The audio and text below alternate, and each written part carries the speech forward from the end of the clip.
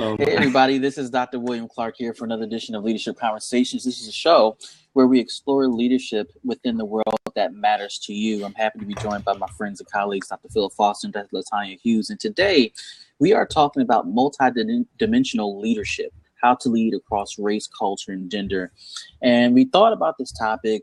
We want to talk about this topic because of the events of last week that happened in America with the loss of life of the two civilians last week, and of course the loss of life of our public servants, police officers in Dallas. And we just want to talk about how to deal with it, how to navigate race, culture, gender from a leadership standpoint. As a leader of your organization, whatever context you're leading, you are going to confront these things, and certainly these are topics that you need to address. And we just wanted to just briefly cover that a little bit in this show. So I wanted to give an opportunity to Dr. Hughes and Dr. Foster to introduce themselves, and we'll jump right into the conversation. Dr. Hughes, you want to go first? Sure. Good morning. I am Dr. LaTanya Hughes. I look a little crazy this morning. This is a little different. I finally figured out how to use my microphone. Isn't that something? I'm not a tech person, but I am the authority in global business dynamics. I pretty much just mentor and coach people to effectively influence society, to prosper, flourish, and uphold moral character. So. Well, good morning. I'm Dr. Philip Foster, and I'm authority on strategy and the future, and mostly work with organizations around the world, government on down to small organizations. So I have a lot of experience dealing with the cross-cultural attributes of leadership, and I look forward to sharing with everyone today. And I'm Dr. Clark. I work with nonprofits and churches in the areas of leadership development and change management. So before we get started into the meat of our topic, I think it's helpful, guys, to go ahead and define leadership so that we can use that as the baseline of this conversation. How do you all define leadership? What are you advising to your clients that leadership is? And I'll just let you guys share that definition, and we'll take it from there. For me, I define leadership as a lifestyle. It's not something that you do. It's who you are. It's your character. It makes up. Leadership to me is a reflection of your character and your values. That is what leadership is in my eyes. And that's pretty much what I share with my clients is, what do you want the world to know about you? So it's what you are reflecting, pretty much what's on the inside of you and how you display that. And that comes across in your communication, in your interactions with other people, and the things, how you think and your point of view about a certain situation. So for me, leadership is a lifestyle. It's a reflection of your character, your values, and who you are as a person. Yeah. Yeah, and if I could add to that, because I absolutely agree with Dr. Hughes, I would add that leadership is about modeling certain attributes. Now, that could be good or bad, obviously, but we would hope it'd be on the positive side. I believe leadership is about empowerment and about coaching and mentoring individuals. Leadership to me is about inviting people toward an opportunity rather than command and control. Yeah, I mean, I would add to that, it's about influence, it's about inspiring, it's about stimulating the thought process of folks. Philip and I were just talking before we went live about stimulating culture, stimulating people's minds, moving hearts towards a different direction. And I think from a leadership standpoint, we all wrestle with that and what that looks like within our organizations. And I think this ties into our topic today as we talk about multidimensional leadership. One of the things I want to just jump right into, and we can determine how deep to go into this, is what do we define as race? What is race, and how is that relevant in our organizations? I know that when folks apply to jobs and apply just to some of your organizations, they have to check off their race. But how are we going to define race in this conversation?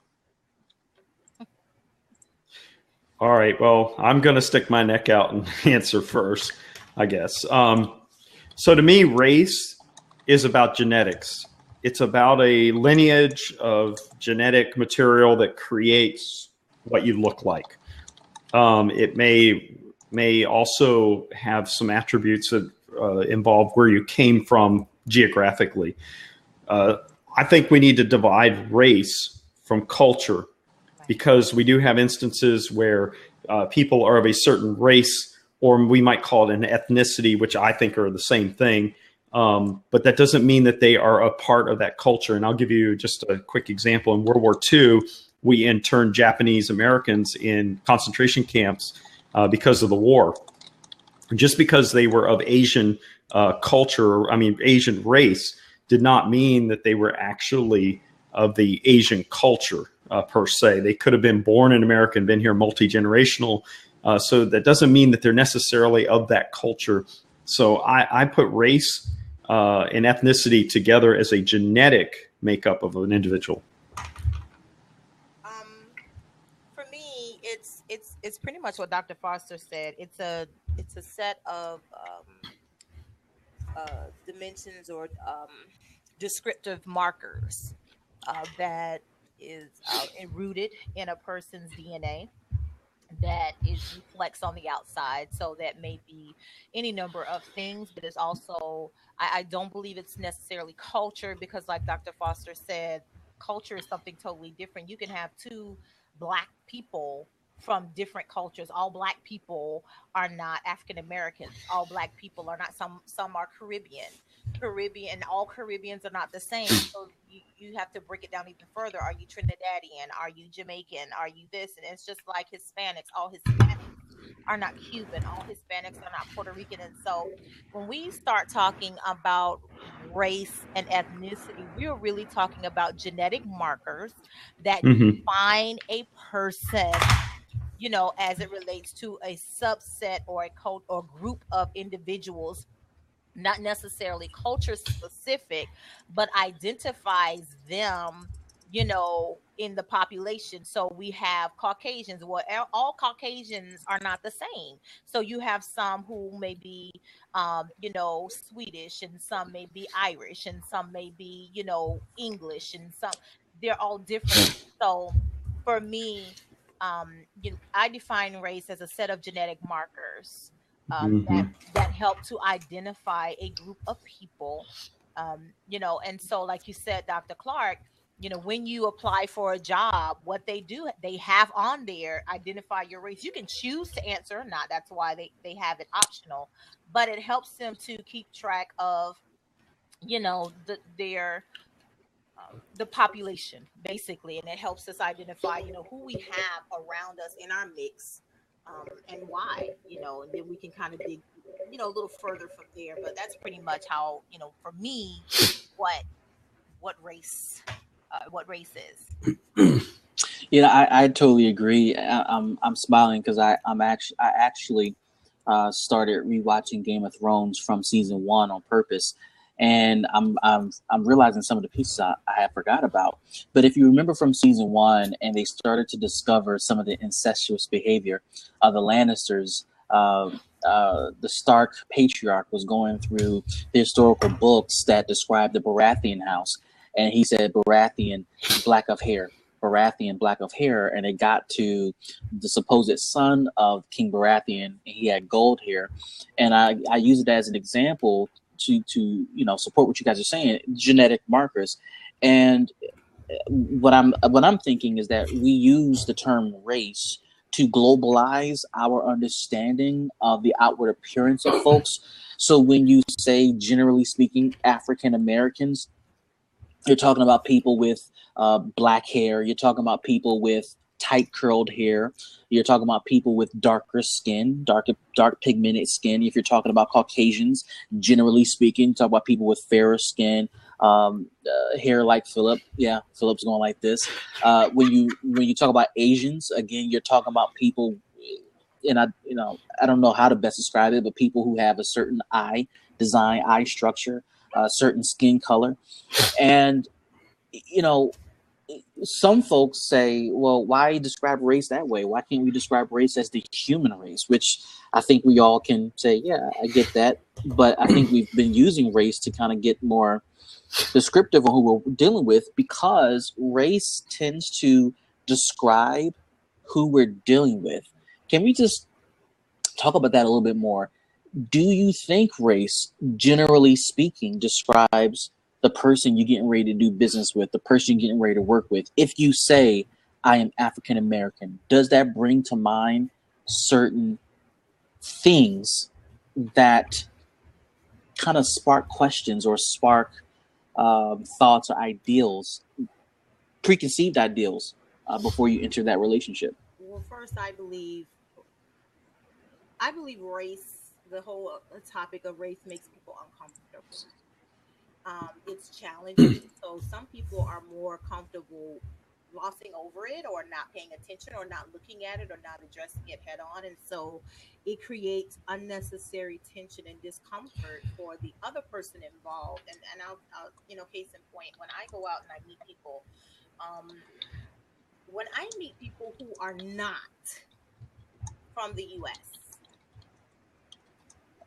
race isn't an issue. I recently had a meeting. I went to an event last week on doing business in Barbados, for example. Over 100 people, probably 120, 150 people in the room, packed house. Very dimensional group of people. We had, Swedish, the Swedish,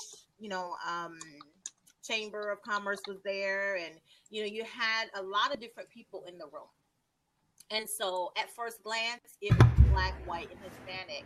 But if you really worked the room and really started talking to people, especially during the networking hour, you really got to know the different people that were in the room. Here's what I found. People who are not from the U.S. mingle a little bit better because their focus is on getting to know you as the person. They're not trying to shove a business card in your face. They're not trying to sell you anything. They genuinely want to get to know you. The other thing is they don't care that race is not an issue, so the embrace, the welcome is different. So case in point, I have a friend that I met a year ago. It's been over a year now. She's from Canada. Very loving, very kind. It's always kiss, kiss, hug. It's not a handshake. A handshake is more a little bit offensive. And so I met a woman at this event who was from Italy. What? Hug, kiss, kiss. Why? Because race is not an issue. They're thinking beyond descriptors, if you will. So when it comes to race and business, I really believe for the U.S. it's about race. For those who are non-Western, it's about culture. And those are two different dynamics, two different things. And so it makes you, I hate to say this, but it's the truth. It makes you want to do business with those who are not Western because they tend to be more open and more excited about partnership and relationship. And they don't care what you look like. What they care about is, can you do the job? Are you qualified? Is there a win-win for us versus just a win on one side, or, whatever the case may be. So I know from personal experience, the other thing is too, as a woman in business, those who are non-Western, and this is not all the time, but I found that those who are non-Western are also more prone to embrace me because they understand that women have a different perspective in business. We're a little, our innovation is different than that of men. We approach business from a totally different perspective. And so for me, the long and short, my long and short answer is it depends on who you are speaking to geographically. But I do believe one problem or one concern or challenge in business when it comes to race is the fact that race in and of itself makes some people uncomfortable, mostly those of us in the West. So I've had this concern since the late 80s, early 90s. And when it comes to applications and they ask for your race, are you white, are you black, are you Chinese, what are you, other, whatever. And I often ask that question, asking that question, does that make us focus on the differences more than embrace the differences? And then I think about culture And I think that most of the disagreements and problems that we have in the world come down to cultural differences, not race differences. Race is a part of a cultural issue. I think the human condition is to find differences and similarities, because you either want to embrace similarities and reject differences, or maybe you're more European and you want to embrace differences and limit your similarities. So there's that diversity. But what's interesting is there are certain parts of even Europe that are still struggling with that ideal that Dr. Hughes was talking about. I mean, we can just look at Germany as an example with this problem with people coming out of the Middle East, because of war-torn Syria and the like. And they're focusing on culture. They may be a certain race makeup of that, but really it's the culture that they're rejecting. And so, but they overlay that culture as a racial issue. And so, I'm going to get myself in trouble. I get really tied up with these ideas of political correctness these days, where if I don't care for something that's a cultural issue, I'm labeled as racist because, oh, by the way, I just happen to be white. And that may not be the issue. The issue is I might be raising a concern about a cultural attribute that is pervasive in a certain area, and it has nothing to do with race in my mind. And so I think we get to be more of the human condition of finding those differences and similarities, and we attract one or the other. So, I think that race relations, if we can somehow divide race from culture and acknowledge them as singular units, we might be better off as a culture. I think that we're eventually heading toward what I call cultural singularity, which at some point we have to embrace this idea of being part of the human race, as one of you just mentioned a little earlier. And we're no longer black, white, Chinese, Russian, Middle Eastern, whatever. We're part of the human race. And then we're divided by culture and how we perceive culture and cultural attributes. That was a long answer, I know. No, I think that's actually something that I was thinking about too. And there are cultural indicators that are typically assigned to a skin color. Right. The problem is that may be an inaccurate way of looking at it. Here, case in point, my wife, she looks like me. She looks like Latanya. She's brown skin, but she's Haitian descent. And if you dig into that, there are some differences between a Haitian American and an African American. And Haitians are typically quick to point those things out. The way they view Black Americans is not how they view themselves, until they come over to America and realize they may get treated in a similar fashion as a African American. So there are cultural nuances that my wife's culture prefers that are different from how I grew up as an African American who's been here for several generations. And so on the outside looking in, she may get judged. She has been judged based upon cultural norms that are associated with her skin color. And for her, how she's dealt with it has been more of a shock. Like, well, wait a minute. Why would you assume that? Because it's not a preference of my culture.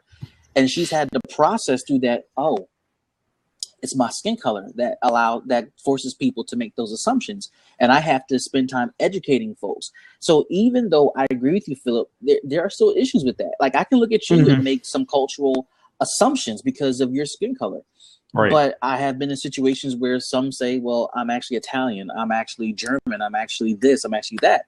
And I believe something totally different from what the general light-skinned white culture, Caucasian culture may be assumed to believe. So it creates some dynamics, bro, that honestly are challenging to deal with. Ben, would you not agree, though, that it also creates issues within certain genetic marker groups as well? Because you're talking about an African American versus Carib, let's say, or Haitian or whatever, and then you've got these dynamics going on between those two as well, right? Yes, simply put, yes. And when I dated my wife, again, I can't stress enough what she shared with me was that growing up, she had a perception of Black Americans. When we met, she did not think that Black Americans had the same mindset as Haitians in terms of, valuing education, well spoken, concerned about family, interested in raising children, staying married in one marriage. What she saw was what was on TV at the time, right? So, the hip hop culture, the other representations of African Americans with reality TV, and that's how she understood it. That's how she processed it, because that is not what Haitian Americans do. The thing that what we're probably talking about when it comes down to race and culture, Philip and Latanya, may be tied to the way things used to be centuries ago. If you go to third world countries, or if you go to countries that have not been touched by technology, it will probably make more sense that how we understand race in its traditional sense is properly defined that way, where you see almost everybody looks the same skin color, same hair color, same practices. But the more we've grown and left our homelands, whatever you want to call that, the more we've interwoven our genetic markers, the more we've become a melting pot living in mixed communities, the more we've left behind what may have been known as traditional understandings of being African or Italian or German or whatever the case may be. And so it becomes more of a complex conversation and interaction with each other because of this mosh podge of things that are happening. I think one of the for me, I think one of the Latanya's like this. I know. I want to make sure you guys can hear me. I promise. No, I think for me, I really, as I thought about this conversation, this topic, last night, it really wore on my heart. And again, this morning was the issue of how we as human beings address race relations. One of the things when you said that came to mind was people, those nations or countries or places that are stuck in the past and that don't have technology and things like that. It made me think about the future and how if we don't deal with the past, what does the future look like? And if we don't deal with it, we're living examples of what happens when you don't deal with the past. So if we really don't deal with the past, how much worse will it be in the future? And I raised that point because there are a lot of people, like I said before, race is very controversial. They don't like talking about it. They don't like dealing with it. It's much more comfortable for them to bury their heads in the sand and just kind of not deal with it until they're forced to deal with it. And I think that's kind of what we've done for so long. We've kind of glossed it over, or we got comfortable, or we did the unthinkable. We confused peace with quiet. We thought that just because it was quiet, that race wasn't an issue, like race relations were good, things were better. And so we all as human beings settled into this place of comfort that was really deceptive, because we didn't and so now we live in a time where, for those of us who are in areas where technology is the it thing, and we are connected, all of these things are exposed. And so think back to the late 70s, early 80s, even before technology, before the internet. How did news travel? And how did we find out about what was going on? What's going on now is not new for the African American community. They've been saying it for years, especially with the police. But now we can just get information a lot sooner because we have smartphones, we have camera phones, we have this that can really prove what's been said for years. And so what we have is a reflection of the heart of a lot of people, and a lot of people still feel the same way as the past. Particularly when it comes to African Americans, we're 3/5 of a person. We're not even a whole person. And so when you don't respect another human being, I don't care what color it is, what race, that's a problem. I mean, let's look at what Hitler did and how he treated Mhm. it, and the whole Holocaust movement. It's not just here in the West. The West is Mhm. not the only, area or location that has had issues with race relations. Let's really deal Mhm. with that. And so, if we don't deal with the past and really get to the root of race relations, which is it's a spirit, period, because we don't wrestle against flesh and blood. It's a spirit. If we don't deal with that, how much more worse possibly can it be for future generations? As Mhm. we see, so many people are living in fear. People who once came to the U.S. are now leaving, and yes, we still people have migrants who are coming ashore. But what that says to me is people still believe in the West. They still believe in opportunity here, but at the same time, they don't feel safe. They don't feel comfortable. But that it's not just here, and so it opens up possibilities for business for us for people in the US to take their products and services to where those people are going back home. But at the same time, it's something that needs to be addressed because again, we're seeing the effects of being lulled into a false sense of security because we confuse peace with quiet. I got that from the Avengers. If you all watch the Avengers Age of Ultron, and Ultron said, I think you're confusing peace with quiet. Those are two different things. And I believe that's what we did. We confused peace with quiet. We thought because it was silent, nobody was saying anything. It wasn't, marching and water hoses and dogs and, like it was in the 60s that, oh, everything is great. Not necessarily. But there were some who continued the fight and continued the issue of race relations, but we still have a long way to go. And to your point, Dr. Clark, about those areas that are a little bit more indigenous to where they don't have technology, you can see it. It's very finite for them, and in a sense, they have it right. And the reason I say that is because they're not tainted. Their perspective is very pure. If you really think about it, it's very pure because they see everybody as humans. They don't see the only time they see a different race or see something different is when it's antagonistic against their culture, against what their way of living. Otherwise, everybody is human. Everybody's given the benefit of the doubt. There's a level of probably naivete or a level of trust that they have because one, they're not influenced.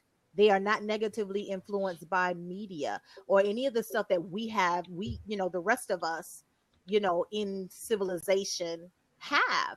But if you think about it, those indigenous areas are more civilized than we are because right now civilization is acting like animals. Yeah. So Can I that's my can I ask a conclusion. question before you Yeah. go, Philip? I'm trying to write Yeah. this Go. thing down. Go ahead. Do you think we, a collective we, struggle to hold on to our ethnic history and traditions while still integrating with others in the melting pot that we call America? Absolutely. I do. Yeah, I think that this goes back to something that I bring up on a regular basis called cultural relativism. And that is how strongly we fight to hold on to something we believe to be true. Now, I didn't say it was right or wrong. I'm just saying we personally believe it to be true. And so we have this cultural relativism that's related to our family makeup. It's related to our ethnicity makeup. It may be related to our religious affiliation. Certainly race, culture, where we were born and raised has some attributes of that cultural relativism. So I do think that there is a lot of struggle there. And, when we look at the world, there's over 6 billion people in the world. I think it's like 6.3. We're encroaching on 7 billion people here soon. We're talking about a world that has nearly 6,000 different languages. 2/3 of the world is Asian. A third of it, a third of the land mass is consumed by Asian population. 5% of the world lives in North America. I mean, we can go on all of these different attributes. 55% of the world is Asian, 13.5% is African, 13% is European, and on and on. And really, it's the North Americans that are only 5% of the population. Now, I notice I just said North Americans. I didn't say white, black, Asian, whatever, Latin, doesn't matter. So I think that we in America, I think it's always been this way.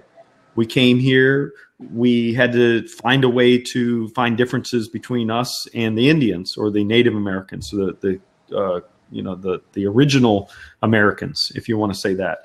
And then on and on and on. And, I really struggle with this because I've shared this with you guys online and offline. I hate the fact that there's division. When I look at someone, I don't say, oh, they're Chinese, they're Japanese, they're black, they're Haitian, they're Cuban, in the sense of pointing out their race to show difference. I may point out race to acknowledge their culture. Like I grew up in South Florida, so I might say, oh, they're Cuban, because I'm looking for a similarity in knowledge, not in a difference. So I think what it comes down to, let me just go around the mountain here. For me, I think it's a place of the heart. It's a heart condition. When I used to teach international students, most of them were Middle Eastern men. We would talk about differences, cultural differences specifically. And I'd say if we were able to hold up our left hand side by side, so I hold my left hand and they hold their left hand up, and we were to take a knife and draw it across both hands and cut evenly, excuse me, we would both bleed. The blood would be red. It would bleed the same way. We would react similarly with pain. And so there's no difference. At the end of the day, his skin may be darker or lighter than mine, but we're still going to bleed the same. The same with when I talk to William or I talk to LaTanya here, I don't first and foremost say they don't have the same skin color as I do. Maybe that's a choice that I make consciously or subconsciously, but it's not important to me. That part of our relationship is not important. What's important to me is that I get to know you and that you're colleagues of mine and we work together and we argue sometimes, and that's okay. We don't have to agree. It's okay not to agree. But you know what? If you don't tell me you disagree with me, how am I ever going to grow? I mean, that's the end of it. I think you made some very poignant points, and I think it boils down to the mindset of the person, the approach, and how we choose in our mind to view other human beings. That's what it boils down to. For some people, I think it boils down to personal experience. I am a person who, since I was in elementary school, encountered racism and I didn't understand. I'm talking first, second grade. And I did not understand why my teacher was saying so many bad things to me as a child. I did not get it. And so when I would tell my mom, and she would get angry, and she said, well, baby, that woman's just discriminating against you. I was like, I still didn't get it. Even she tried to explain it to me. I think the beauty of children is we're so open and, loving and kind that, it's hard for us to grasp such negativity. And so the moment my mom found out, my grandmother found out sooner. I don't know how, but it was a wrap.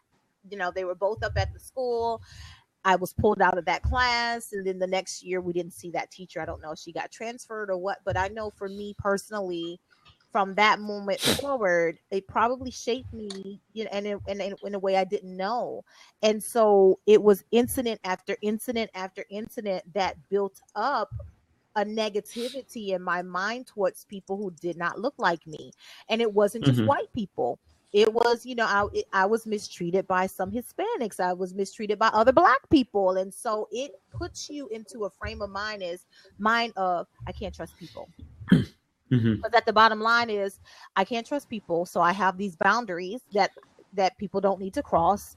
And so now, was there one race of people who mistreated me more than others? Absolutely. And I think we all have that. And I think that those experiences kind of create a fear. They create these different dynamics that causes us to subconsciously react and respond certain ways towards people. And I think that, it speaks to what you were saying. We have to get past that and really be willing to decide that I'm going to treat people like human beings. I'm going to observe Matthew 7 and say, I'm going to do unto others as because I from elementary school or even preschool, that was always instilled as do unto others as you would have others do unto you. It was constant. It's constant. You don't treat people the way, you don't treat people the way they treat you. You treat people the way you want to be treated. And so I think that was a constant that kind of helped me decide that regardless of how bad other people treat me, I'm not going to put that negative energy out there. But everyone doesn't have that teaching to help them. And so that's why I believe race relations, particular, and we can talk about culture and gender, I think that shapes how people approach other human beings. And so I think for me, what I see is the value of human life is not equal. And personally, I hate injustice. I don't care if it's social. I don't care if it's economic. I hate economic disparity just as much as I hate social injustice. I think it's all wrong. Personally, I believe there is a connection between economic disparity and social injustice. But that's kind of off topic today, but I think that people's personal experiences and encounters shape their reality. And again, it goes back to, we're not dealing with flesh and blood, we're dealing with a spirit, but that spirit is so cunning. And got it. There you go. So let me just shift this a little bit, because we are leaders. Go ahead. I do want to ask a question, and, Sure. and I don't want to leave this conversation without it, because I think the dialogue about very tough questions is important to this and other conversations. We mentioned earlier that we need to deal with the past, and I couldn't disagree. I mean, I couldn't agree more. Excuse me. I do agree. I don't disagree. We have to deal with the past. We have to acknowledge that there were some horrible things that happened.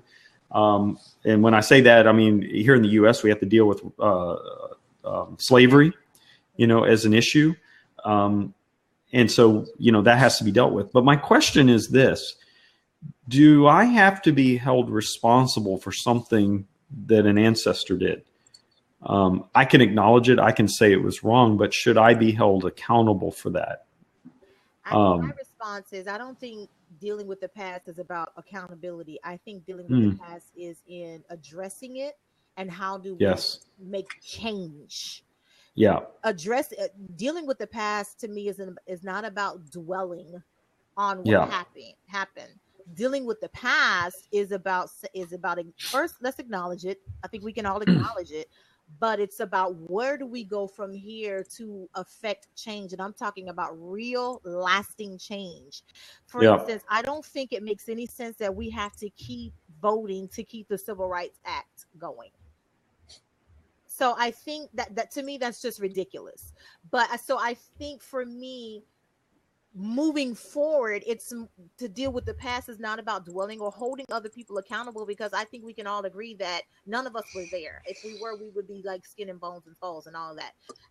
I think dealing with the past means let's address how we can move forward and bring about change, real change. What laws can we put in effect? What do we need to do? Do we need to demilitarize some things? Do we need to shift how we operate? And to me, that's what it means to deal with the past. We need to address some things and see it, and really look at how we can move forward and make change that is lasting and fair and brings about equality for all races and all sexes, all genders, all cultures, because there's still inequality among women and men. There's inequality among, races. It's inequality, and this is not just social inequality, but it's economic disparity, and it has to stop. And how do we deal with that? How do we address it? I don't know. I think that we also have to deal with educational disparity in that whole grouping as well. Absolutely. Philip, here's a thought that I had about answering that question. In a personal relationship, such as a marriage or dating, the person that we're in a relationship with comes with pre-existing baggage, some heavy, some light. And some of that past hurt, whether it's from previous relationships or family experiences or personal experiences, they bring into that relationship. And while we are not responsible for that, one of the things I found helpful, I'm sure you and Latanya would attest to this, is being able to understand the baggage someone's bringing to the relationship helps you as the other person in the relationship to help navigate the hurt, figure out the hurt, and also figure out how we can get past it, work through it together for a healthier future. And it doesn't make you as the other person responsible for that past hurt. But I think walking through that, as you guys know, helps your relationship with that special person more smoother, more sweeter, more healthier. And it creates a new history that can be relied upon. And I think that particular example may be helpful for some folks who are wondering, why, as a white person, should I care about the past when I wasn't there? Well, because it hurt someone else doesn't mean it didn't exist. So let me just share a little personal story. I grew up on an island. It's no secret if you do research on me. And I grew up, my family, like it or not, owned slaves. But here's the interesting thing. At least the family mythology seems to indicate this. At the emancipation of slavery, of slaves, Lincoln emancipated. My family released the slaves from indentureness, and the mythology is that my family was so kind to these people that they actually went to work for the family and got paid. Now, here's what's interesting. I'm relaying this as a white person giving a family mythology, but it turned out when I was in high school that I went to school with two African-American guys who happened to carry the family last name. And I asked them where that name came from, and they shared their family mythology, which matched up. So we had this really interesting conversation about how my family owned their family. Like it or not, that's what it was. And I asked them, how do you feel about me knowing that my family owned your family? And their response was, well, you don't own us now, and we clearly carried your last name, and the mythology matches up with what your mythology is, the story, the family lineage story. And so we're cool. We're friends. And to this day, if I go back to my hometown and I run into those guys, we treat each other like cousins. Now, we're not biologically cousins, but we're married together by that name and that history. Now, like it or not, what brought us together as friends was an ugly thing that our history of our country has to deal with. So, am I proud that my family owned slaves in the past? No, but unfortunately, that's the way it is. That's the way it was. And there's nothing I can do about it. What I can do is change the way I treat those people who carry my family surname. Well, Dr. Bottom line. I think the best part about what you're sharing is your decision, to not let that negatively affect how you go through life, interacting with other people, with people who look differently than you. And, again, personal experiences, shape people's reality. That could have gone any number of ways for you, but it was a choice. It's a decision. And my question would be, how do we get other people or everyone on board to choosing to think positively, or find the positive, find the learning curve, find the learning point of such negative points in history, so that we don't continue the hate, we don't continue the negativity, rather we turn it around and use it to our advantage to create a better society for everyone involved. Now, what would have happened if everyone involved in your personal story turned it into a toxic response? That would have bred more toxicity, and it would have just kept going and going and going unnecessarily.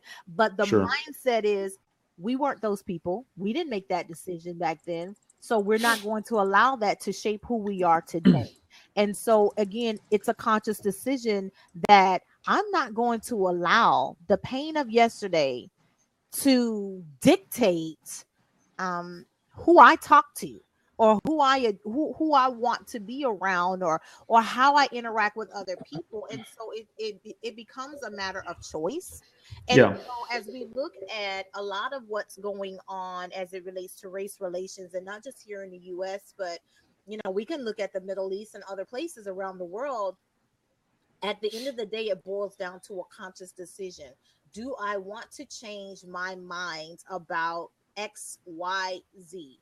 Why do I not want to change my mind? Or, what is my perception? Because people's perception is their reality. That doesn't mean their reality is correct or true, but it is their reality. But your story is powerful because it shares with us a testimony that if we want to let it go, we can. Yeah. But that raises the question of, why don't people want to let it go? Well, the greatest sorrow that I carry in my heart is that my generation won't do it. I don't think our generation's going to do it. Say what you want about the millennials. Joke as you want about the Generation Z coming up behind them. Yeah, they move on. I think they're the ones that are going to do it. Yeah. And I think that we have to own the fact that our generation can't do it because we're too close to the fire. And I say that with as much compassion and sorrow as I can. But there's so much hate going on. It grieves me, that it grieves me that we in the year 2016 have to have this conversation in America. That we have to, that I have to look at that. I have to look at a genetically markered different person, if we want to say it that way, and say, I hate that this is going on still. I have an uncle who was a photojournalist during the civil rights movement, and he went to these sit-ins in Nashville, Tennessee. And he and I don't agree politically. I'll just say that. But one thing that we agree on is that what he witnessed was remarkable from the standpoint of the sit-in, but what he witnessed from the response to that sit-in was terrible. And I think that I have some slight indication of some of that terribleness that was going on during that time because we watch it happening. I think that both sides of the equation need to stop holding on to the past.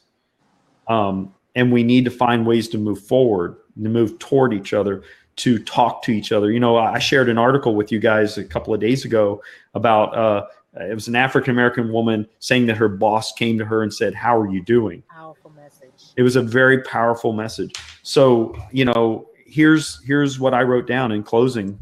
We need to ask questions. We need to fall silent, and we need to listen. Doesn't mean we have to empathize. It doesn't mean we have to apologize. We need to ask questions like, how are you doing? We need to fall silent, and we need to listen. Wow. I think that being heard in this situation is probably going to be the most powerful salve to fixing this boil on society of racism than anything else we do. I'm done preaching.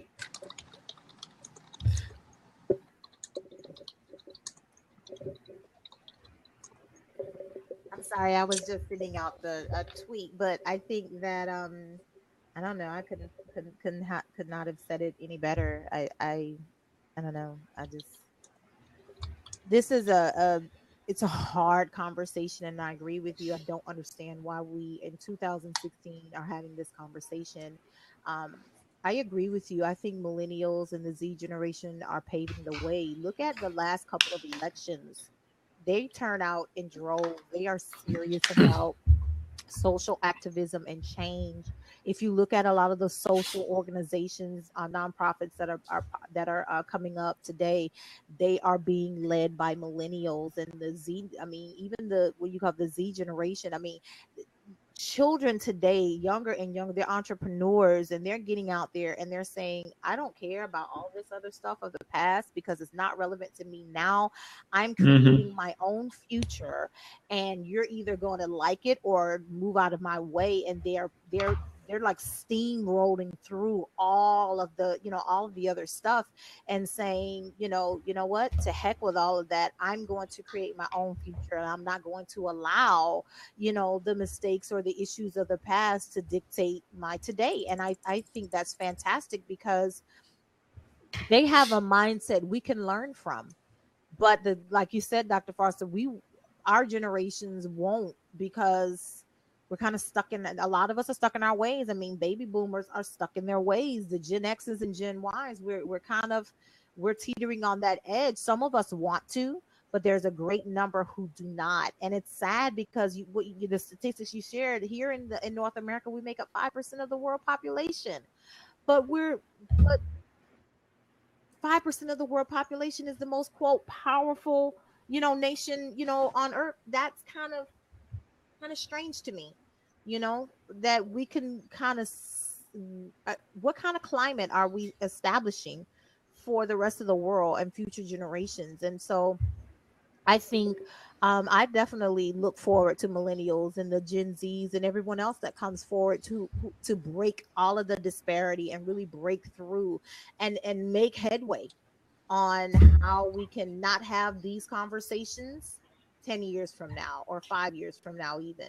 I think that, I would rather see, and I personally am looking forward to seeing the change, because I believe they will be the ones who will make change happen, because they are just that determined. They have a fearlessness that is just, to me, that's commendable.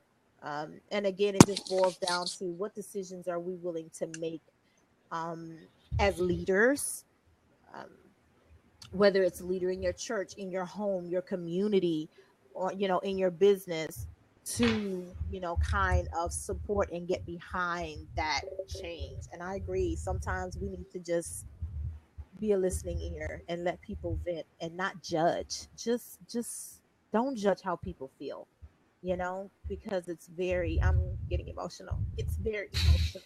It's 2016 and we're still talking Amen. about race.